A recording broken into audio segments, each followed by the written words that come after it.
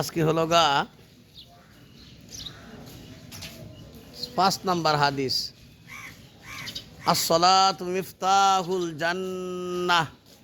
জনাবে রাসূলুল্লাহ সাল্লাল্লাহু আলাইহি ওয়াসাল্লাম বলেন, নামাজ হইল জান্নাতের চাবি। যে ব্যক্তি নামাজ পড়বে 5 ওয়াক্ত, ওই ব্যক্তিকে আল্লাহ পাক রব্বুল আলামিন জান্নাত দিবে। সুবহানাল্লাহ।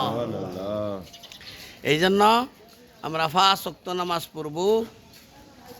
5 ওয়াক্ত নামাজ পড়লে আল্লাহ পাক রব্বুল আলামিন জান্নাত দিবে।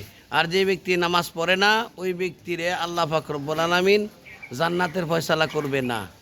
হাদিসের মধ্যে নিষেধ করছে, আল ফারকু বাইনা তারকুস সালাত। হিন্দু খ্রিস্টান মুসলমানদের মধ্যে পার্থক্য হলো নামাজ পড়া আর না পড়া। মুসলমানে নামাজ পড়ে আর হিন্দু খ্রিস্টান এরা নামাজ পড়ে না, বুঝেন নাকি?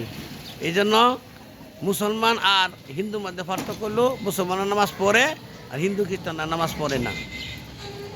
এই জন্য আল্লাহ পাক রব্বুল আলামিন আমাদেরকে বেশি বেশি ইবাদত করার জন্য তৌফিক দান করুক। আমিন। আসসালামু আলাইকুম ওয়া রাহমাতুল্লাহি ওয়া বারাকাতুহু। ওয়া আলাইকুম আসসালাম ওয়া রাহমাতুল্লাহি ওয়া বারাকাতুহু।